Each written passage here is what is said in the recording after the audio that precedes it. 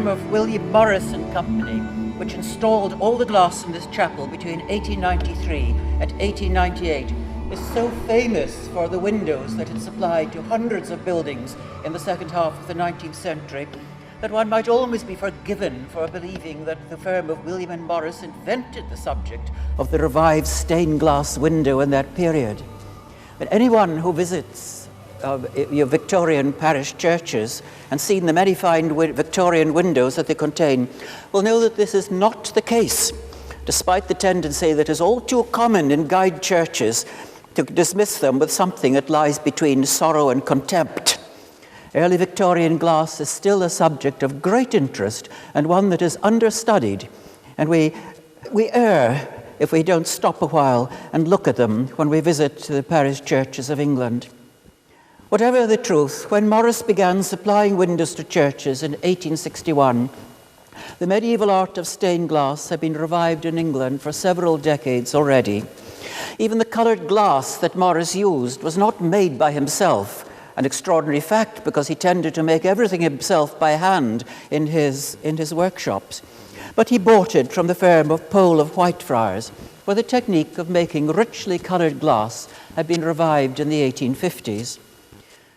The origin of this revival in stained glass making in England in the Victorian period go back to the Church Building Act of 1818, if one has to choose a single date at which to pinpoint the origin of this movement. A building act that inspired the building of over 600 new churches in the rapidly urban expanding parishes of England, most of which were built in the fashionable neo-Gothic style, which understandably was felt not only to be more English, but more Christian than the architecture of pagan Greece and Rome. Greek architecture was fine for music halls and for art galleries, but in the case of cathedrals and churches, the Gothic style became inevitable. And the choice of Gothic forced architects to take an interest in the glass of the 13th and the 14th century to match the style of architecture, so that by the 1840s, church buildings were often filled with appropriately coloured glass designed in something approximating to the authentic Gothic.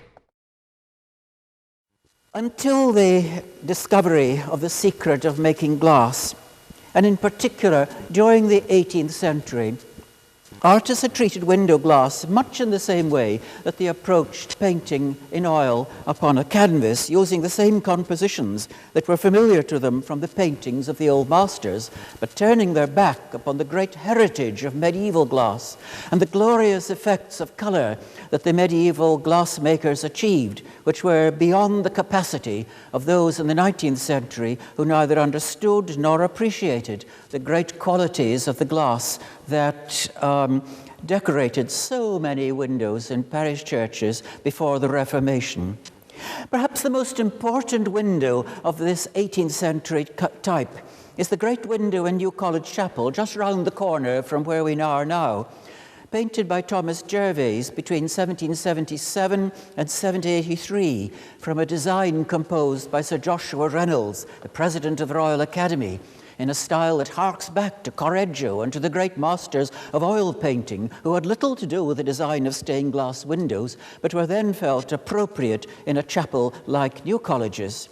The discovery of the ancient method is largely due to Charles Winston, the chemist, who experimented on little broken bits of medieval glass that he crushed up and explored in his workshop, and then persuaded the glass manufacturer, James Pole of Whitefriars, to recreate Winston's discoveries on an industrial scale. The word stained glass, as it's applied to windows such as these, or indeed to most of the windows which are described as stained glass, is in fact a misnomer, applicable only to the pale yellows that you see all around you on these windows. You can see it in the background, particularly in these diamond-shaped panes that we call quarries that fill in the spaces below and above the figures in the tall windows, which are delicately coloured with their translucent effect, created by staining the surface with silver nitrate, so that the glass itself takes on a very light stain of yellowish colour that is pale but diminishes the effect of the bright white light that would otherwise be too dominant. Most of Winston's colours, following the medieval practice that he rediscovered in his chemical workshop, were made by adding metallic oxides or powdered metal to the molten glass. Manganese gives a wonderful, rich purple. You can see that manganese used in several of the windows in the chapel.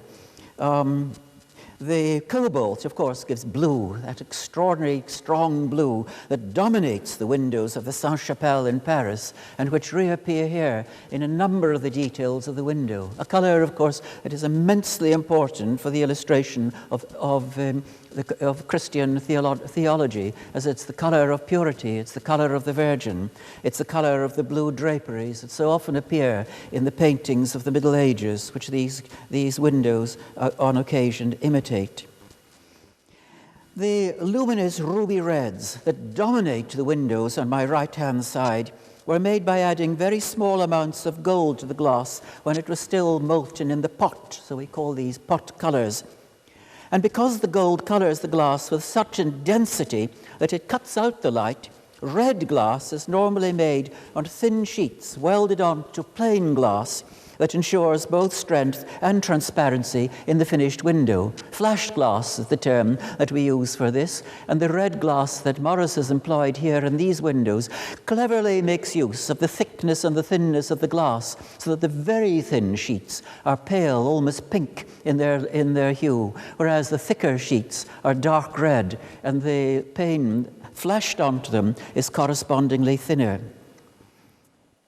All colour, to some extent, diminishes the light, and as the primary purpose of a window is to admit daylight into the interior, particularly in the sunless north where we now are, Morris applied his colours very sparingly, inserting either a very pale figure, almost white, against a richly coloured ground, so that the light shines into the church or into the interior through the figure itself, but is diminished by the surrounding colour.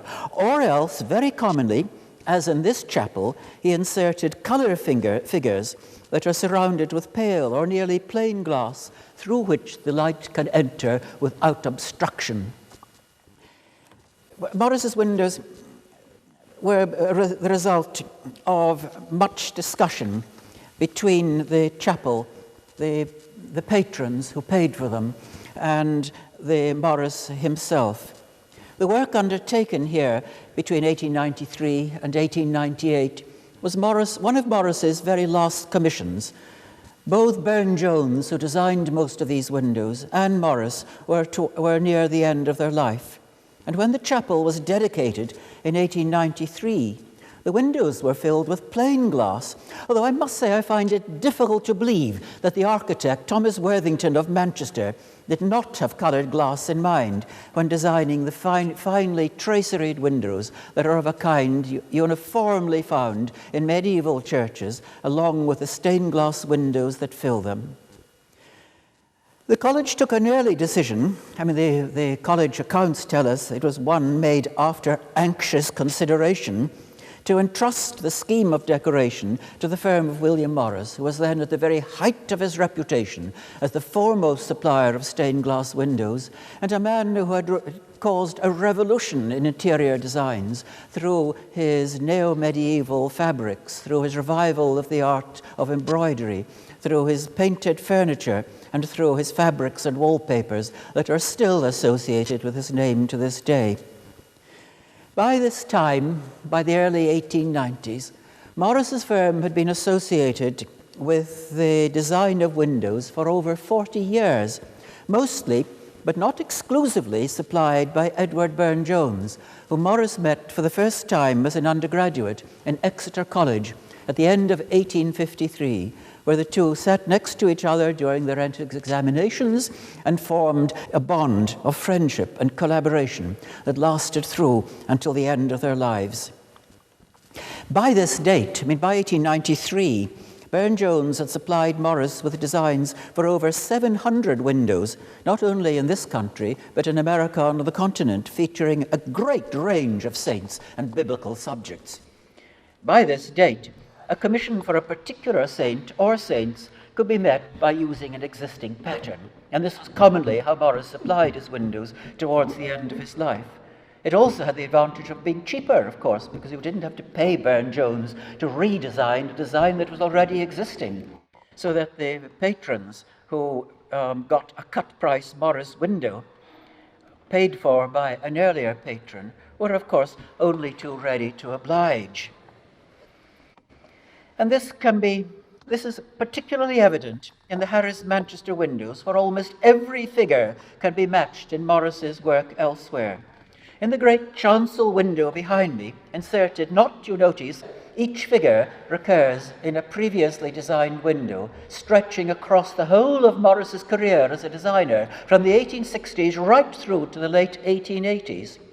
The top row, running from left to right, shows Saint Joseph standing beside the Virgin Mary, with Christ the Good Shepherd in the center, Mary Magdalene holding her unguent pot on the right, and beside her is, it must be John the Baptist, I'm sorry, I've forgotten and I can't read it.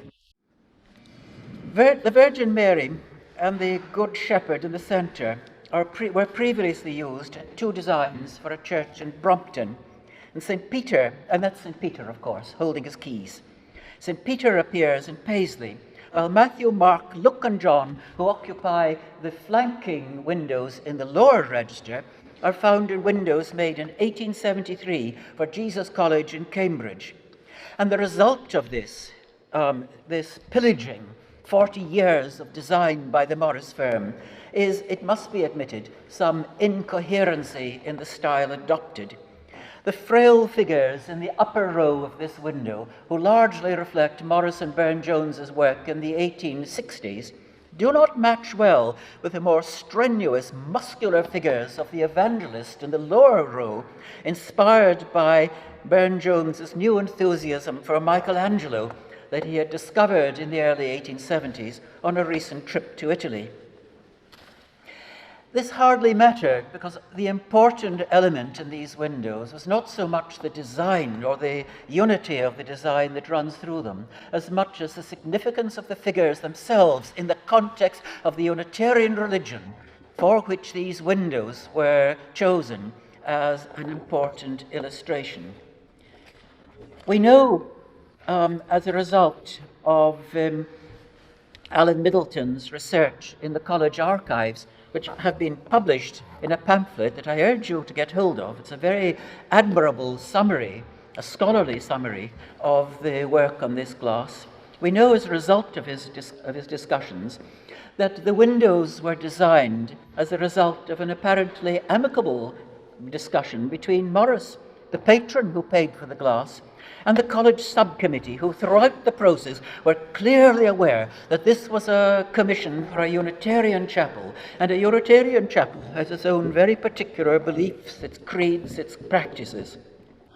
This is particularly evident if you raise your eyes to the circle of 6 trefoils that occupy the top of the window in this circle of red-winged angels surrounding the central roundel, in which you would normally expect, in an Anglican or in many a nonconformist church, to find the image of the dove of the Holy Ghost. But because the Unitarians, their name suggests the idea, did not believe in the Trinity, and they have eliminated the Holy Ghost from their creeds, the place is occupied instead by an image of the Nativity, the archetypal scene of family life that is at the very center of Unitarian beliefs and provides a kind of framework within which the Unitarian Church, the Unitarian Creed, survives as a humane, as a humanitarian, and as a family-based belief that tends to discard the ecstasy, the retreat into spiritualism, and the remote tendency towards theological dogma that is so characteristic of many another religion across the world. The figures themselves also reinforce the sense of Unitarianism that one finds over and over again in the windows of this chapel. The figure of St. Joseph on the far right-hand side was originally going to be John the Baptist, but the college committee suggested that it would be more appropriate to introduce St. Joseph accompanying the Virgin Mary as the father accompanies the mother. And you will notice, although you won't unless you've got very good eyesight or strong binoculars, you will notice that the little script above the image of the Virgin Mary is not the Virgin Mary, but Mary the Mother, Mother of Christ, who is shown in the center, not as a spiritual force who has come to the world through some miraculous intervention, but he's shown as the Good Shepherd, that is to say, Christ as a miracle, not as a miracle worker, but as somebody who has come into the world in order to serve mankind, a figure of charity and of kindness, who represents the archetypal figure of Jesus Christ in the eyes of the Unitarians. The windows, as you can tell from an inscription running along the bottom, says, "This window was given by Frederick Nettlefold and Mary Catherine his wife in the year 1894.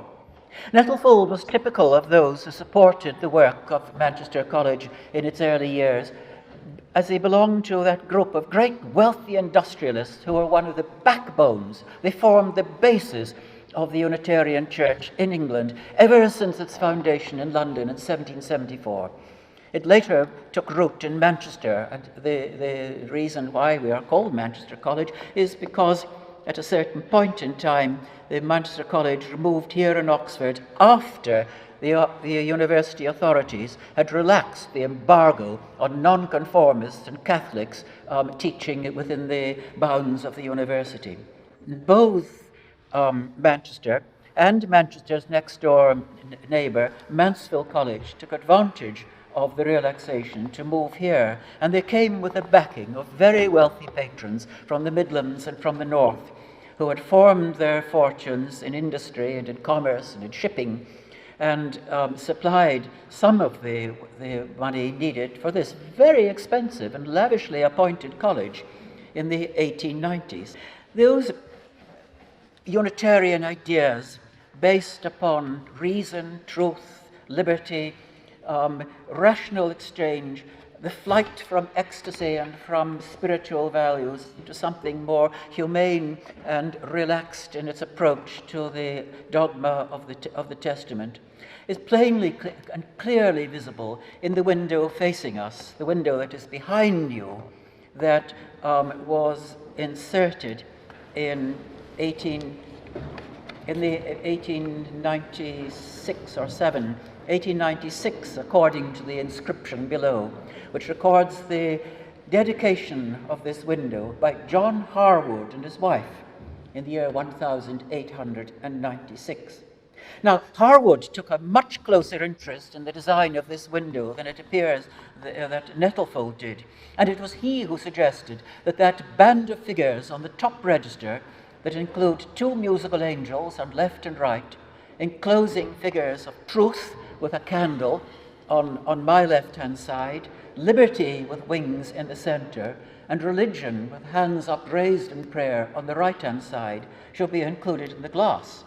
Now, the firm of William Morris had previously no occasion to include the figures of truth, liberty, and religion in any of the windows that they designed, and as a consequence, these are the three windows in this college that were designed specifically for this chapel by Burne-Jones in the 1890s. He was paid £60 for supplying the cartoons, which were then transferred into glass in the workshops by William Morris. And at this point, I should say, of course, that Burne-Jones's role in supplying these designs was confined to the role of drawing only.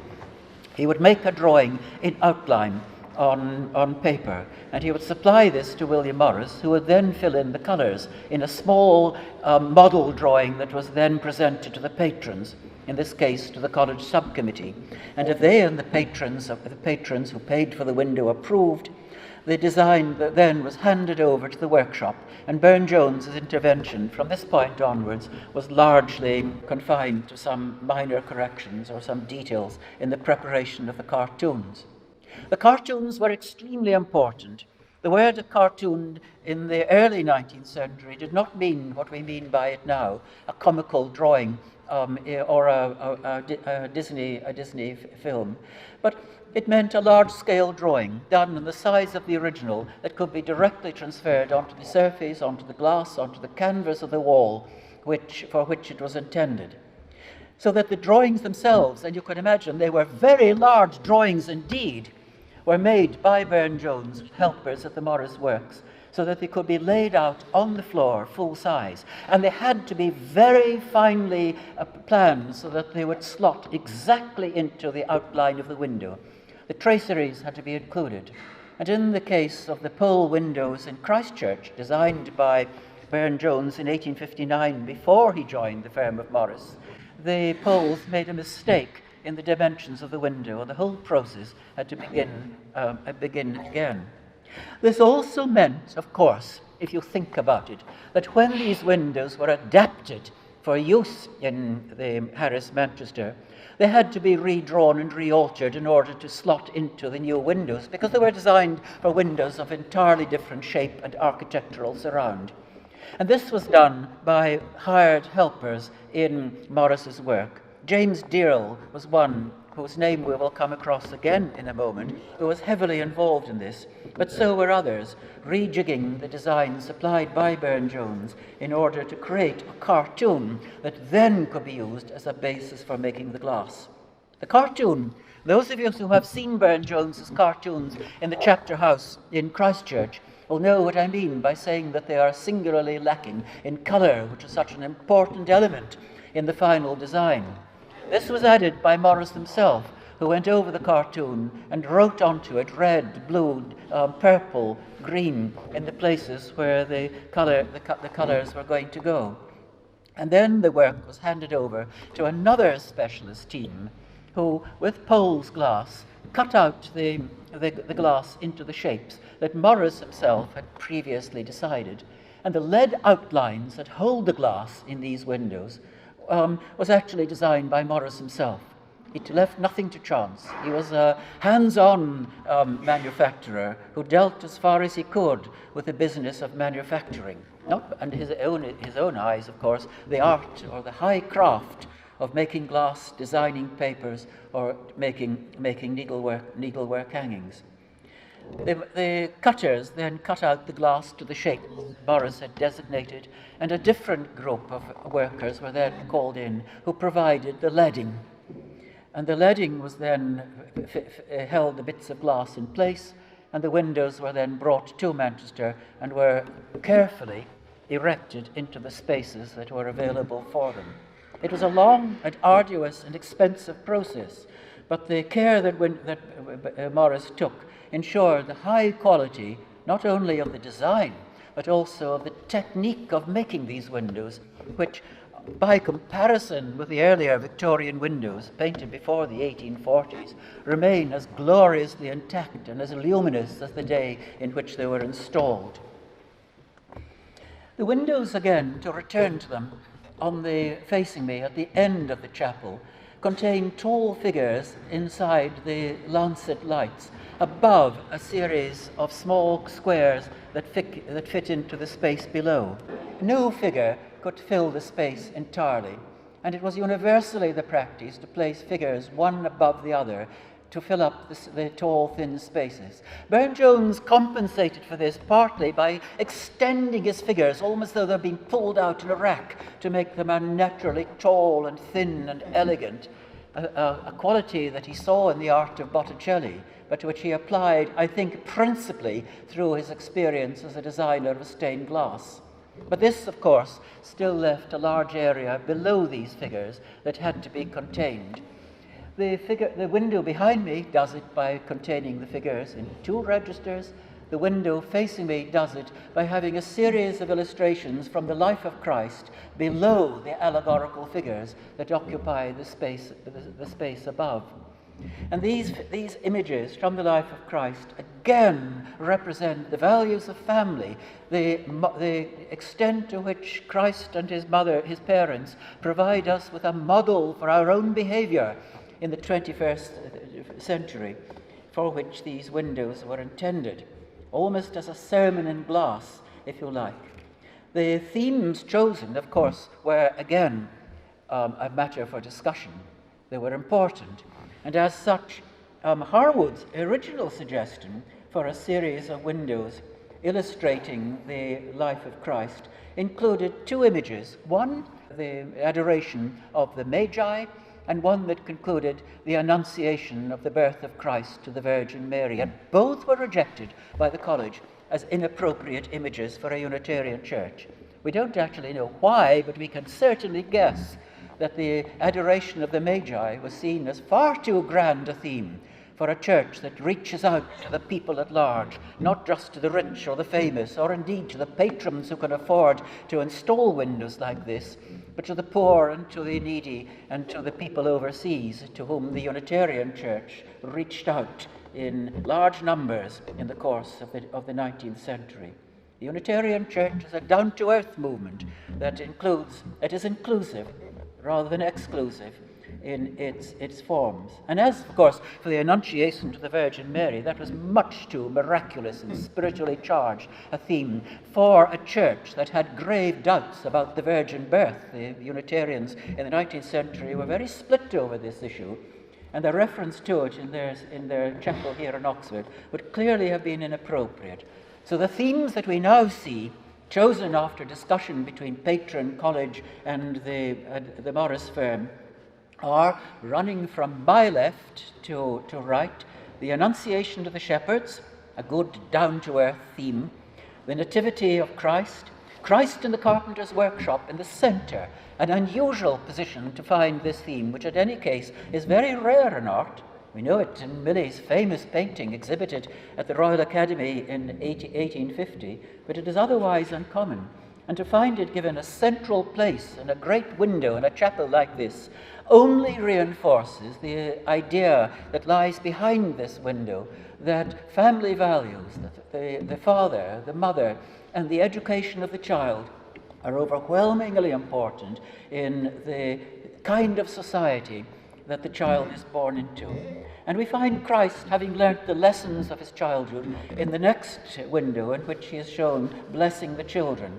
And finally, in the window, in a window chosen by the college, we see Mary Magdalene washing Christ's feet, an emblem again of the extent to which the Unitarian Church did not believe and does not believe in original sin, but rather in the freedom of will for all individuals to make choices for themselves and to make their own way towards a life that is largely justified in terms of the happiness and the humane values that people enjoy during their lifetime upon earth. And that is also the reason, I suspect, why Mary Magdalene appears in such a prominent position, with the Virgin Mary on one side flanking the Good Shepherd. The Mary Magdalene is a reference, again, to the fact that sinners can achieve redemption in this world, not through retiring to a convent or disappearing into a world of mystical adoration, but rather through the free worship of people. And this is reinforced in the long scroll that runs right across the window, which reads, it's passage, of course, from John, from the words of Jesus. The free worshippers shall worship the Father in spirit and in truth. Ye shall know the truth, and the truth shall set you free.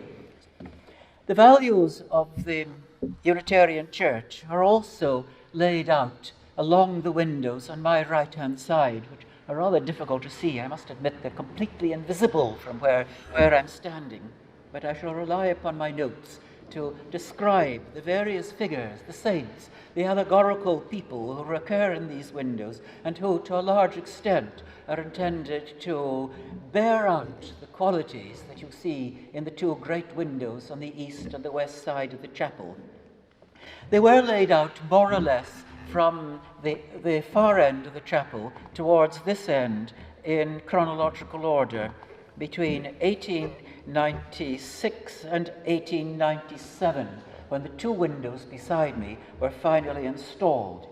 There's a remarkable unity of style that runs through these windows, although each of them was the result of an individual commission, so that there were clearly constraints upon the patron who paid for these windows, who had to some extent to conform to what I imagine must have been a pre-existing scheme.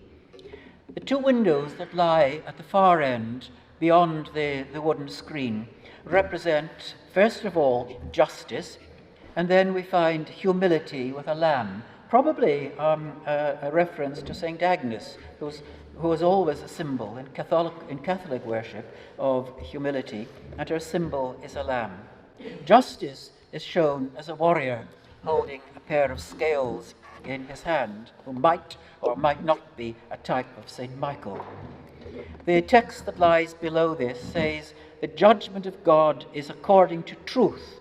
Walk humbly with thy God," emphasizing how, again, justice must be based upon truth, and justice must obey humility in order to arrive at truth. The two windows next the justice and humility are generosity and courage. The family of Thomas Ainsworth, who had been president of Manchester College at an earlier date, originally suggested that they should have generosity and hope, I think it was, or hope and courage. I forget which it was. The college rejected this. Precisely why, I'm not sure, but there seemed to have been some prejudice against the poor figure of hope in the eyes of the subcommittee who chose these figures in consultation with the patron. And they ultimately chose generosity, who appears in the figure of St. Martin, dividing his cloak and giving half of it to the beggar. An appropriate image, of course, a classical image to represent the theme of Christian charity and the good works for which the Unitarian Church were normally associated. And besides charity, you get a rather rarer figure in Christian iconology, the figure of Dorcas, with a text below saying, "Thou shalt love thy neighbour as thyself. I caused the widow's heart to sing for joy." Image that possibly has something again to do with the theme of charitable acts, the care for the widow, the looking after the elderly. It's not exactly certain. It's an unusual theme, although indeed Morris, as he had for all these windows, had employed the figure of Dorcas already. And I guess that he must have brought along his designs to a college meeting, and they said, "Look, that's the one we want. It's the nearest thing to the image of neighbourly care that we wish to emphasize." I have to say the next two windows caused me problems, and nothing in the college minutes published by Alan Middleton casts any light at all on why St. Valentine should have been coupled with St. Teresa on the two windows in the centre. Possibly, again, it was the Harrison family who paid for this window, who might have some personal reason of their own for choosing them. Prayer is represented by St. Valentine, who is shown, of course, in prayer, but it's a very rare piece of iconography, and there must have been many a saint or many a figure in Morris's book of patterns that might have served the purpose rather better. As for St. Teresa, of course, who is very common in Christian iconography and occurs with extreme frequency in windows of this kind in Anglican and Catholic churches, her appearance here in a Unitarian chapel strikes me as absolutely incomprehensible, because she, above all else, stands for everything that the Unitarian Church does not believe in: ecstasy, spiritual values, self-negation, retiring from the world, and the kind of dogmatic faith that seems the very opposite of the Unitarianisms. She is, however, quite appropriately shown as a figure emblematic of inspiration, because she took her inspiration from her divine faith, and she was herself blessed with an ecstatic experience, which he recorded in his memoirs. The text associated with this perhaps explains it rather better. It's a text from Psalm 34. "I sought the Lord, and he heard me. The Spirit itself beareth within our spirit, That's from the book of Romans. They're two different texts, telling us something perhaps about the inner spirit of humanity that is a sustaining force at times of difficulty. The last two are fairly simple, the two that are closest to me. The one that's furthest away, dressed in red, represents faith in the form of Enoch. And beside him is the prophet Elijah, being fed in the desert by the ravens, relying upon God to come to his assistance when all else has failed and food has fallen into short commons. And the text emphasizes this. The text of Isaiah that says, "The Lord's hand is not shortened, that he cannot save." That is under Enoch. And under Elijah it says, "The Lord said unto me, Behold, I put my word in thy mouth." These windows were, as I said, not arbitrarily chosen, but were done with the intention of reinforcing a message that is already strongly underpinned by the arrangement of figures and the ornament of the windows on the west and the east end. To some extent, this is also evident in the two windows that are in the chancel facing me across the choir stalls, which were the last windows installed. And I want to deal with them now in order to end on a high note with the windows that represent the days of creation on your right-hand side. These two windows were designed by Burne-Jones. He had already made patterns for them, but they were completed and installed here after not only the death of Burne-Jones, but after the death of Morris. And they have a certain pallor, a certain lack of vitality that is certainly present in all the other windows that strongly suggests what Alan Middleton certainly believes, that they were installed here by James Dearle, Morris's senior partner in the firm, who took over Morris and Company after the death of Morris and would have been responsible for making the major decisions about the colouring, the leading of these windows. The theme, of course, for a choir is appropriate because David, across the choir from me where I'm standing, is holding a harp and he's playing a joyous tune, whereas Miriam on the far side is again a musical theme appropriate for a chapel. There's rather less significance, perhaps, to the choice of these figures than there is in the others in the chapel round about us. And this brings me to the great series of windows for which Manchester College is chiefly famous. The windows describing the days of creation, the 7 days of creation, although of course there are only 6 windows, unfortunately. The last day, the 7th day, therefore includes 3 figures, two angels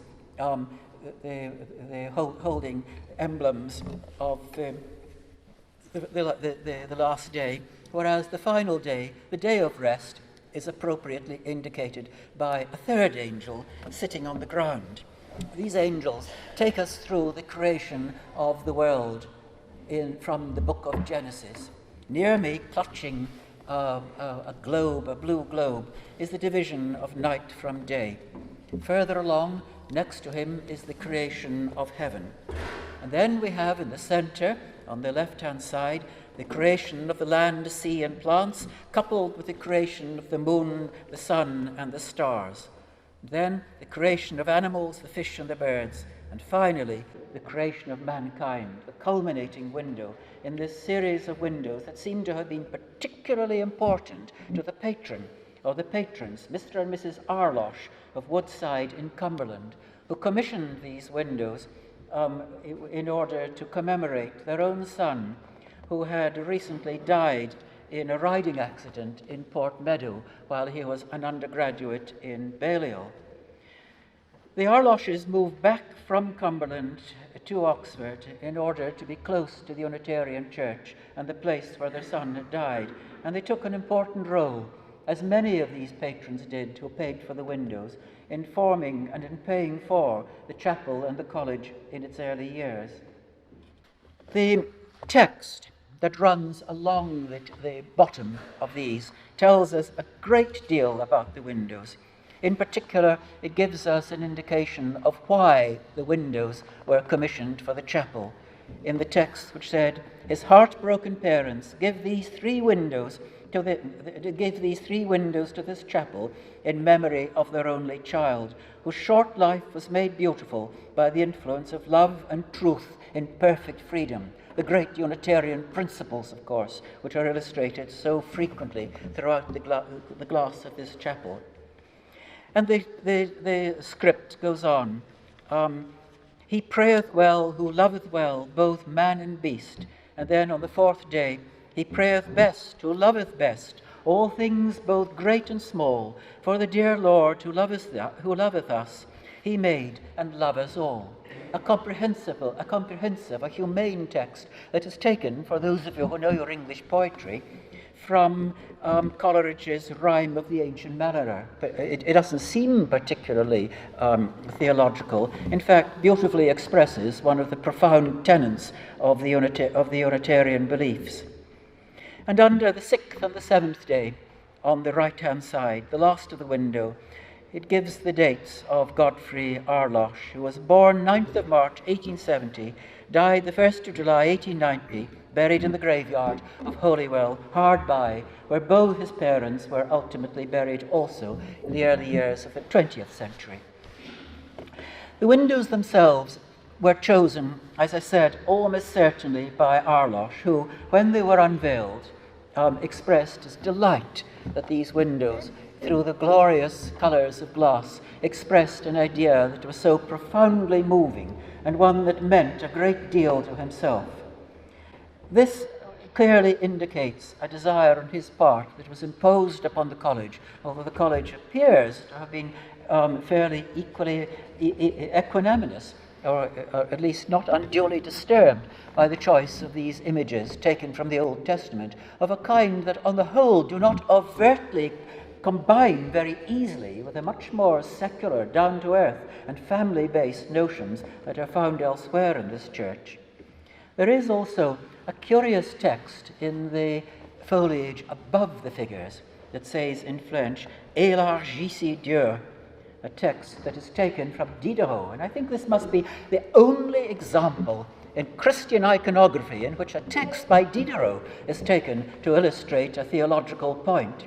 And the reason that is there, apparently, is because Arloche's grandfather found a favourite text in the philosophical thoughts of Diderot, and Arloche, in tribute to his grandfather, chose him for this church. And yet they are hugely appropriate. They, perhaps even more than Coleridge's Ancient Mariner, bear out the significance of these windows for the sense of the Unitarians who commissioned them.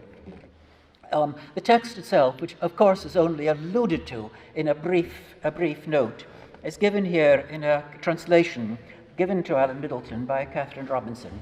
And the text says, "People are too ready to talk about God, but they fail to put enough emphasis upon his presence. People have banished the divine from their lives and consigned God to a sanctuary. The walls of a temple hide him from view. For them he has no existence beyond these walls. Come to your senses, destroy these restrictions which confine your ideas, broaden your understanding of God," that is to say, "Élargissez Dieu," see him everywhere, where indeed he is, or say that he does not exist at all. It's a marvellous indication of how the Unitarians see the presence of God in all things, not merely in a chapel, and certainly not inside the dogmatic theology that Diderot himself detested, and which was discarded by the Unitarians when they set up a base here in England in the 1770s. We now know that after Darwin, that the world was created through natural selection, and the windows themselves seem to deny the existence of the origin of the species, which, of course, in an Anglican church at that period would have gone down extremely well at a time that Samuel Wilberforce had led the charge against Darwinianism here in Oxford, and above all in the Anglican Church at large, where Darwinism was causing deep divisions and troubles in the soul of the dominant religions at the time. And yet the Unitarians adopted Darwinism without turning a hair. Darwin himself was a Unitarian, remember, like many scientists, like Newton and many others who were willing to open their eyes They were willing to see God everywhere and to analyze what they saw without the prejudices of the past bearing down upon them.